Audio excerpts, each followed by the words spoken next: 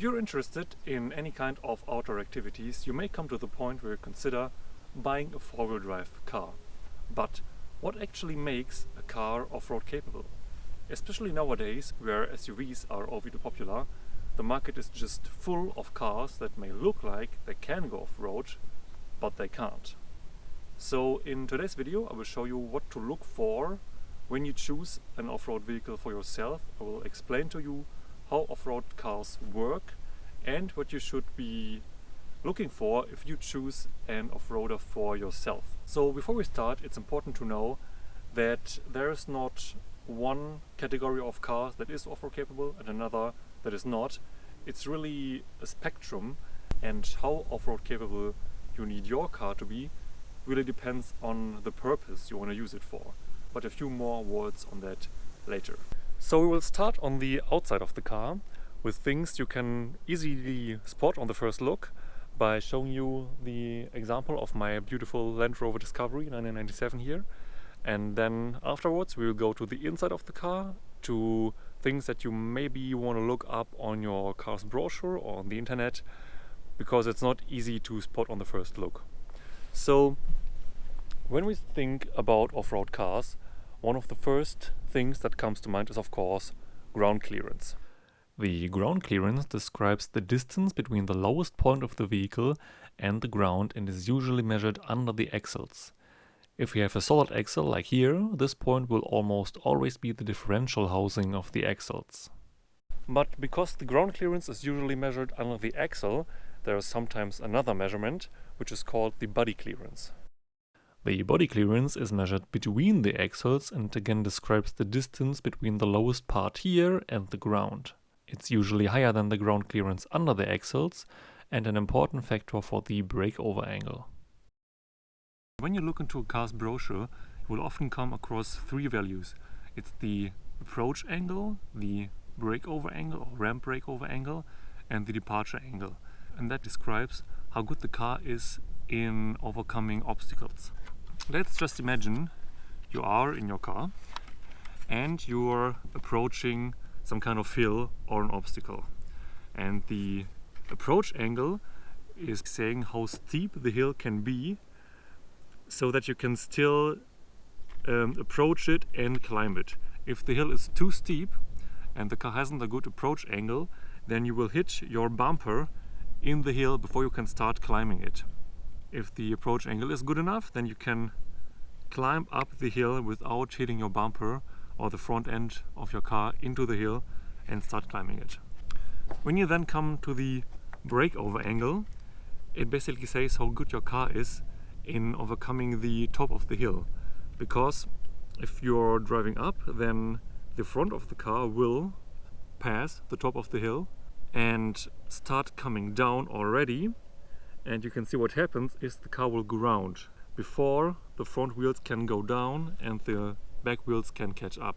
And the breakover angle says how steep that top of the hill can be, so you can go up and go down without your car grounding in the middle. And the departure angle is just the end of the story when you're coming down the hill and the front end of your car is already back on the ground and the rear end is still coming down. If the hill is very steep and your departure angle is bad, then you will hit your rear bumper in the ground before you can go with your rear wheels to the ground. And those values are very important if it comes to describing the general off-road capability of your car. So, except the ground clearance, of course, there are some other things that are important for these values. For the approach angle, it's basically the distance between the front wheel of your car to the front bumper. And the approach angle is described as the angle from the place where the tires hit the road to the lowest part of your front end of the car, which in this case would be the fog lights right here.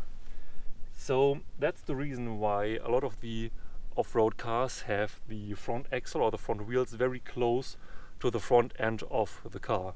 So with the distance between the front of the car and the wheel is very short, and there are not many things in the way. The bumper is up high, the lights are up high. That indicates that the approach angle will be good. The breakover angle, or the ramp breakover angle, is determined by the body clearance that I mentioned earlier, and most importantly by the wheelbase. The wheelbase is just the distance between the two axles of the car. If the axles are relatively close to each other, like in the case of the Discovery for example, then the breakover angle will be good, because the back end of the car will come up much earlier than on cars with a very long wheelbase, for example pickup trucks, that usually have not a very good breakover angle.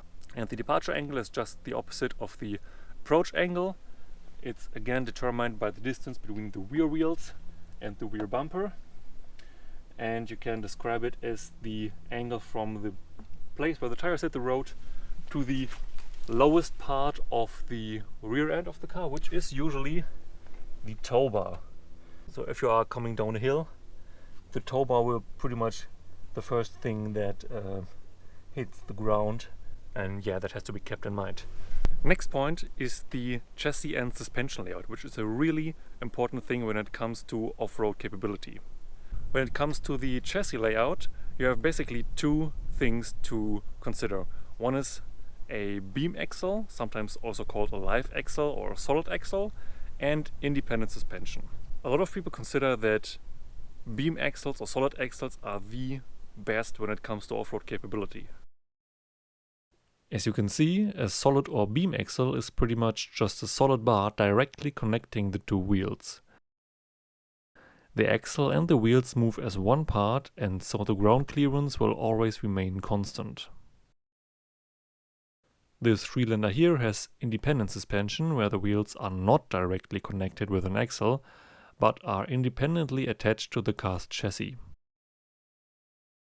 Because the wheels are now moving individually, the ground clearance will not remain constant as the suspension is traveling up and down. So solid axles are some kind of old-fashioned design, but they have the advantage of being very robust, very capable, very durable, and that's the reason why a lot of people prefer them for going off-roads. However, on the most normal road cars you will find the independent suspension, which has in the normal market almost completely taken over, and you won't find any solid axles on regular road cars anymore, but for off-road vehicles they will still be in use. Anyways, a lot of modern off-roaders and SUVs will sometimes have independent suspension as well. Independent suspension setups have the advantage that they are more comfortable and safer to drive on the road, because they reduce the body roll you often experience on old off-roaders like this one. But they have the disadvantage that they don't provide a good wheel or axle articulation. The wheel or axle articulation is a very important thing for off-roaders, because it is the measurement or the thing that keeps the wheels on the ground, and that is very important because you want to keep your wheels on the ground while off-roading. You want to keep traction, and solid axles provide a very good wheel articulation, and independent suspension setups, because of the a little bit more limited suspension travel, are not as good as providing a high amount of axle articulation. Wheel or axle articulation is described as the distance the wheels on one axle can go up or go down in relation to each other, and the higher this value is, the better the axle or the wheels can flex and adapt to different ground conditions and help your vehicle to keep the wheels on the ground and therefore to maintain traction. Another factor is the suspension itself. On most modern cars, as well as the Discovery here, you will find coil springs. Coil springs have the advantage of being very comfortable to drive and robust and safe on the road. They also provide a good amount of wheel travel or wheel articulation, like I explained before. There are also leaf springs, which are just a few bars of metal clamped together.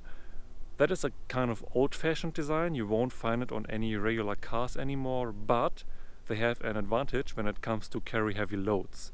So that's the reason why you can still find leaf springs on some vehicles like pickup trucks or commercial vehicles where it comes to carry heavy loads. Wheels and tires. So the choice of tires will highly affect the off-road capability of your car. And I'm not really talking about the wheels the vehicle you're looking for comes with originally, because even proper off-roaders often live it with more or less road tires. More important are the tires you can put on your car afterwards. And for that, it's really important to know the rim size of the vehicle. If you're looking at the tire size, it is described in the following way. This one says 235/85 R16, and R16 is the size of the rims in inches. And that rim size is really important to know, because especially a lot of modern SUVs, they used to have very large brakes because they're very powerful, and because they're very large brakes they also have very large rims. And if you have very large rims, you can get proper off-road tires on your car, because what you want to have is a small rim and a big tire, though there's a lot of air between the rim and the road, and that really helps to provide the rim from damage and absorb bumps and sharp stones and any kind of stuff. So you will look for a rim with a small size. 16 inches is very good. Some smaller cars have 15 inches. 17 inches is good as well, but once it comes to 18 inches and more, it gets really hard to find good off-road tires for your vehicle. It's not only the case that those smaller tires will get damaged quicker, it will also be difficult for you to find tires in that size in the first place, because many manufacturers, they don't even produce wheels for those rim sizes. So look up the size of the wheels on your car and go on the internet and try to find good off-road tires for this car. If there aren't any, it's probably not the best choice. Concerning wheels, it's also important to have a full-size spare wheel on the car. They will nowadays not always be mounted on the back, like here on the Discovery.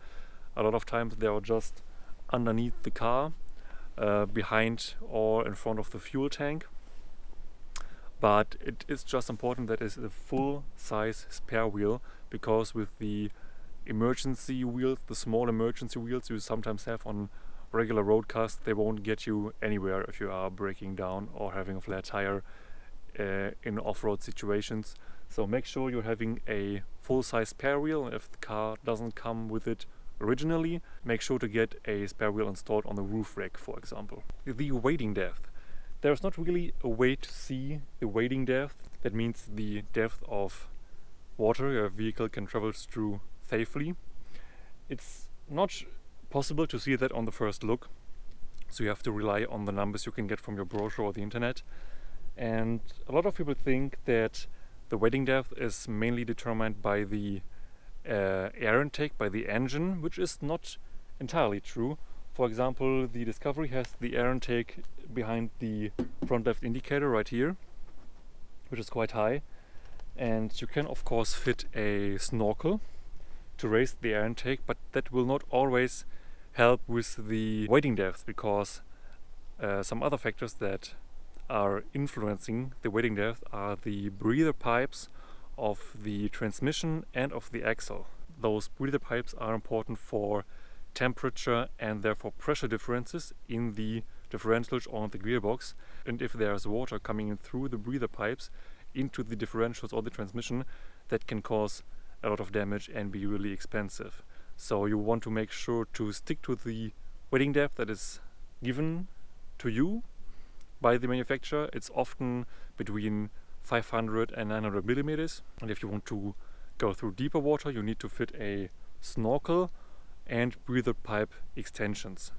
It's also important to keep an eye on the fuse boxes and the alternator, so really important electronic components, because if they're sitting low in the engine bay, it's also possible to get them wet, what you don't want to do. So some manufacturers will also provide you with a number for the gradeability or the climbing ability of a car. which just says to you how steep a hill can be that you can still climb up and drive up safely. It's often measured in percentage, and 100% equals 45 degrees. And believe me, that is pretty steep if you're sitting in the car. Sometimes there's also the tipping angle given to you, and that just says how steep a slope can be that you traverse horizontally. And that is very important to notice, because if you're traveling on such a slope and you are exceeding the limit, the car can tip and roll over, which is really bad. And you also have to keep in mind that roof load and other kind of load affects the center of gravity of your car and therefore the tipping angle. Continuing to the fuel tank, especially if you want to travel or overland with your car, it's important to know the fuel tank capacity and the average fuel consumption of your car, because especially if you're traveling in remote areas, there are not always fuel stations available, so you want to have a very high range with your fuel tank on your car. And if you have a car with a big fuel tank and a low fuel consumption, that it will always help you traveling and reaching destinations other people can't reach. Keep in mind that if you're traveling off-roads and maybe carrying a lot of load, that will affect your fuel consumption obviously. And of course it's possible to fit larger fuel tanks or carry like fuel canisters with you, but if you do that you will always sacrifice a little bit of your payload to carry extra fuel, and that is a thing to consider because not everybody wants to do that. Speaking of payload, the options you have to carry weight and supplies and anything you need basically is, in my opinion, a very important factor to consider when buying a four-wheel drive car. So look at the size of the cargo bay your car has and on the payload it can carry, because if you're, like I said, if you're traveling, if you're overlanding, you usually have a lot of equipment with you and that weighs a lot, and you really don't want to miss out or be in the situation where you might leave or might have to leave anything at home just because your car hasn't got enough payload. There is sometimes also a number for the roof load. So if your car has a roof railing like that, or just regular roof bars where you can fit a roof rack, it is important to know what roof load your car has, because not every car is built to carry a lot of weight on the roof, like extra equipment or roof tent maybe. And if you want to tow some stuff, you will always look out that there is a tow bar available for your car, and of course the towing capacity that the car has.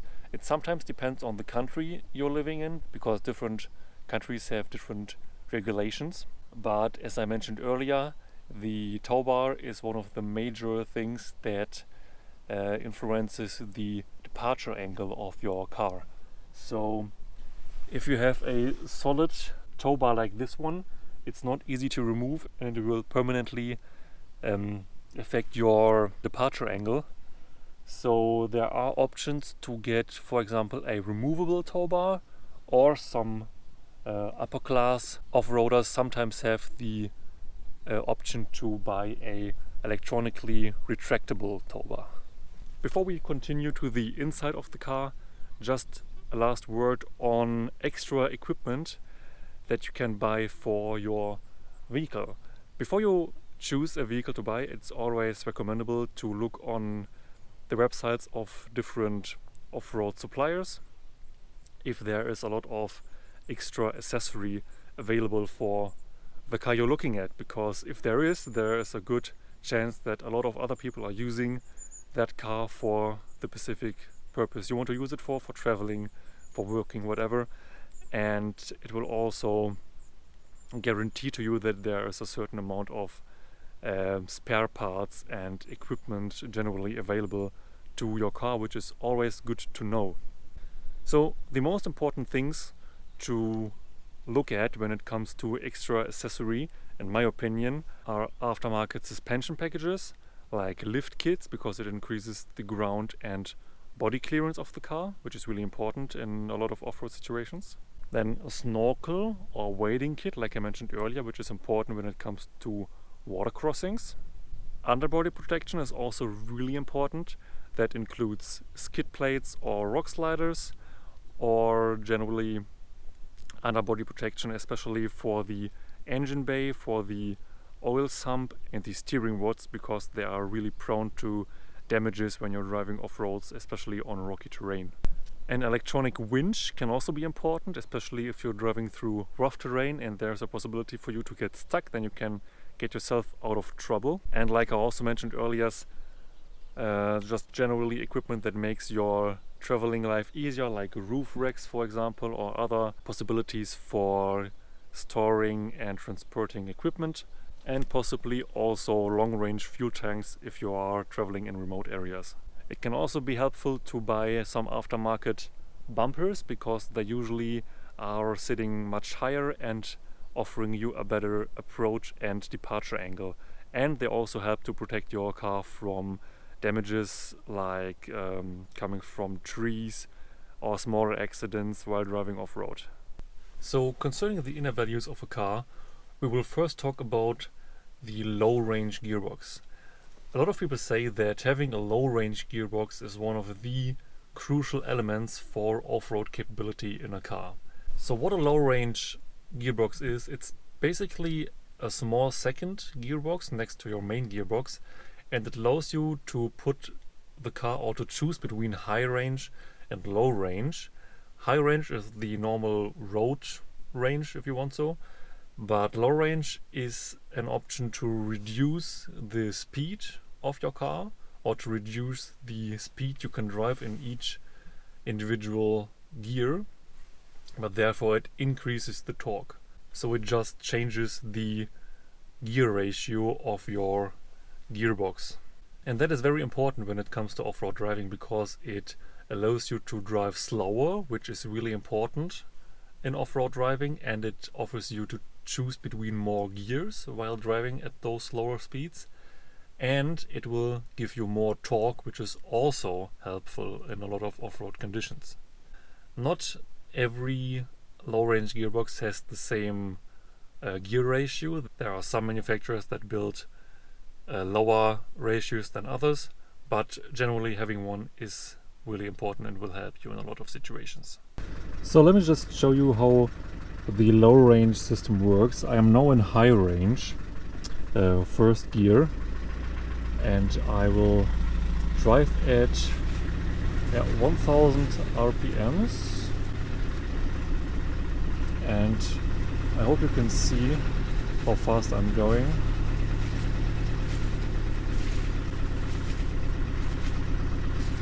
I will stop and put the car into low range, still first gear, low range, and I am now also driving at 1000 RPM, and as you can probably see, I am driving much slower.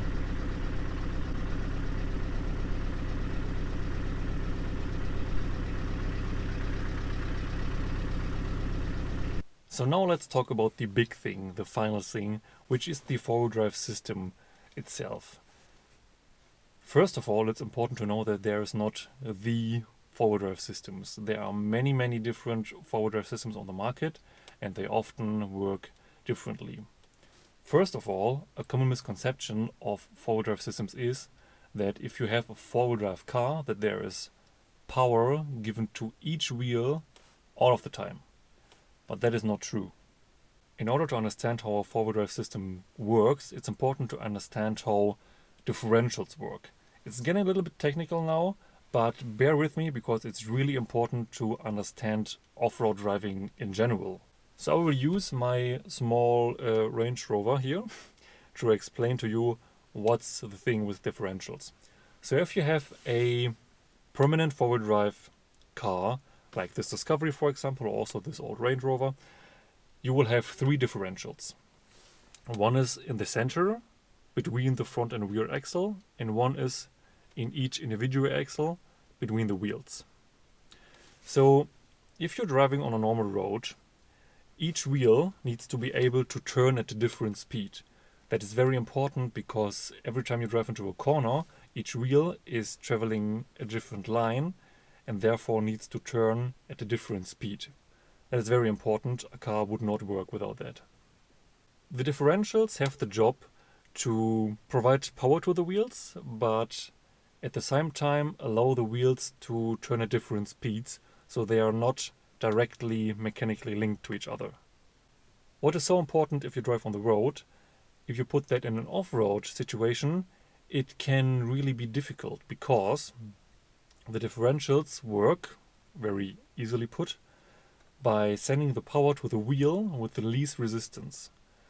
And what that means is if you are driving with open differentials in an off-road situation and just one wheel loses traction, all of the power will be sent to that single wheel because it has the least resistance. That means the center differential sends the power to the front axle in this example, and then the front differential will send the power to this wheel which is spinning.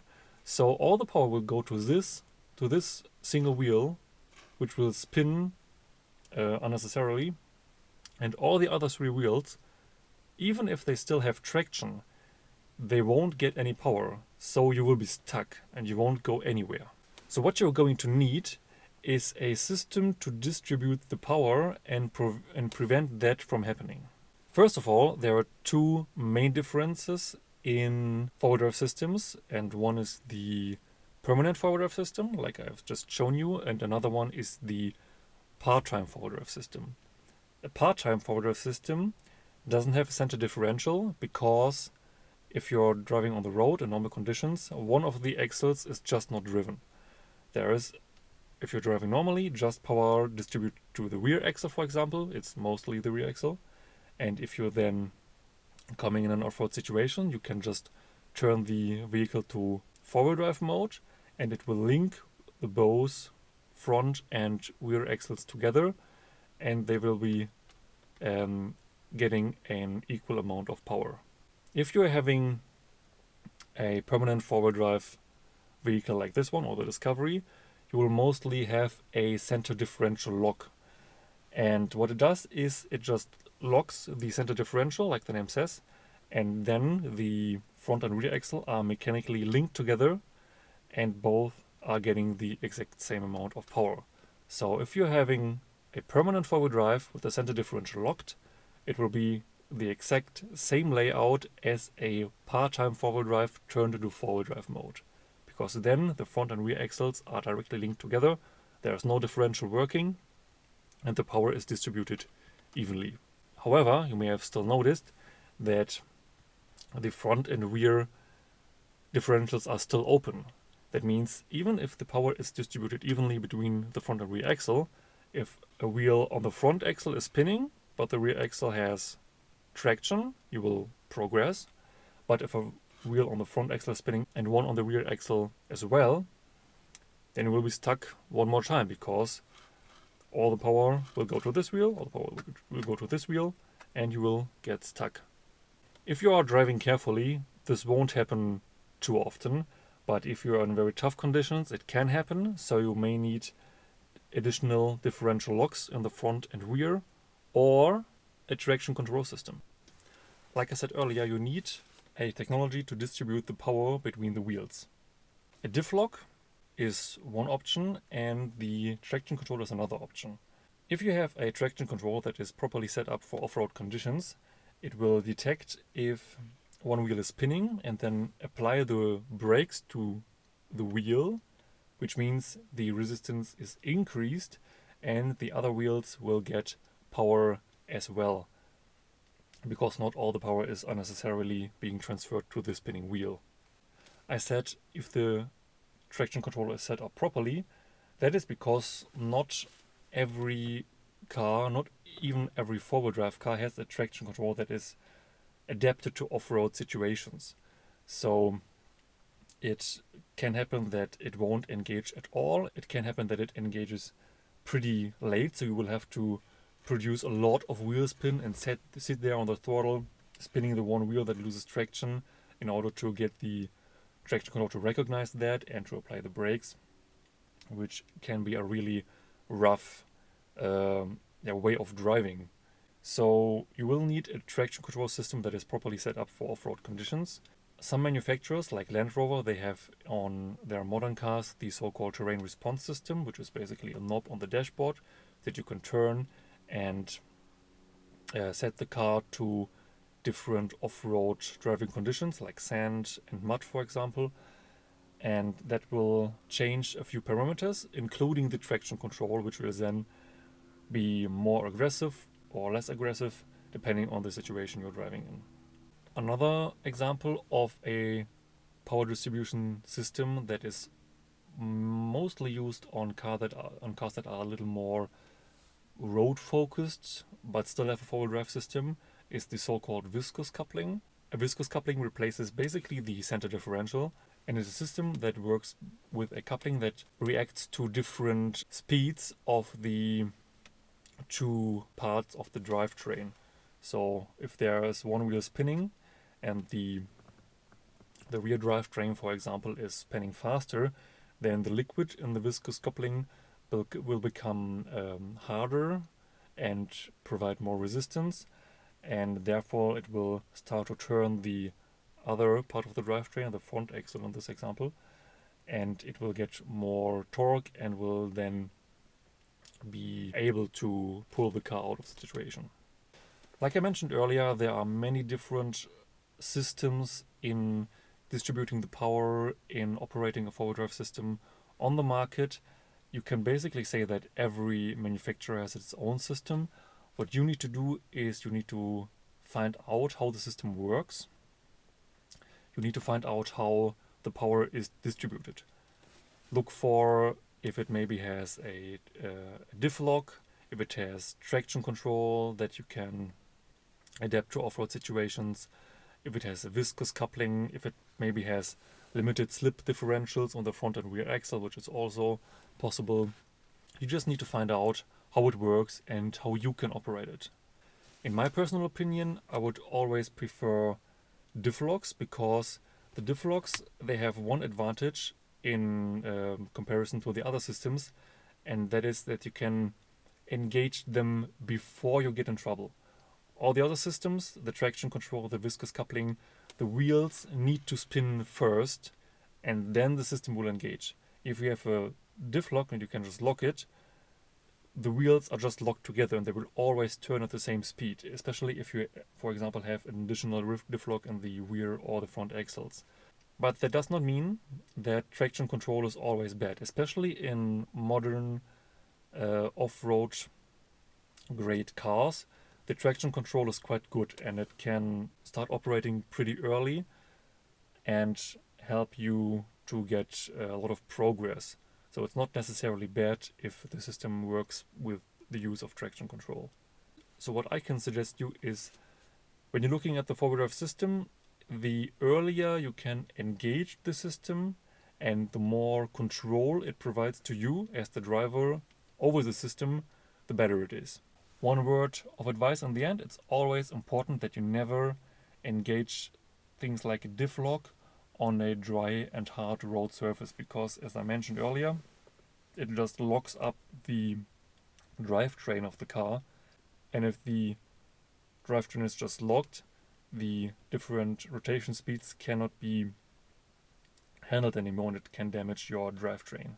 So that's it for today's video. I really hope you found it helpful, and if you're looking for a off-road vehicle for you right now, then just go to the different departments, to the different things I've shown you today, and decide how much of that you will need for your car and your purpose. Because, as I mentioned in the beginning, there is no completely off-road capable car and completely not off-road capable car. There are many things in between.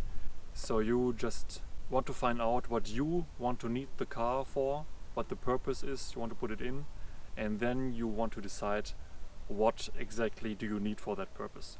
For example, if you just want to go camping every once in a while and you don't want to be afraid of a little bit of mud or wet grass, then you won't need the biggest pickup truck you can find. On the other hand, if you're, for example, working in forestry or agriculture a small crossover style SUV probably won't be enough for you. Speaking of SUVs, the problems most SUVs have nowadays are low ground clearance. They don't have an excellent suspension setup that provides you with a lot of wheel articulation, so they will lose traction very soon. They don't have a low range gearbox.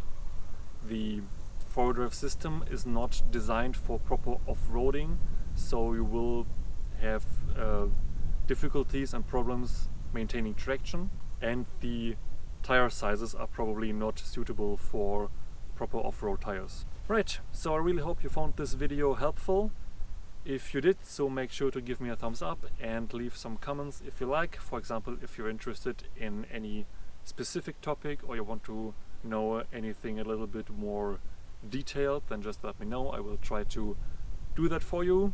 Again, I hope you found these explanations helpful, and I hope you will find an off-road capable car that is suitable for you, and we will see you in the next video.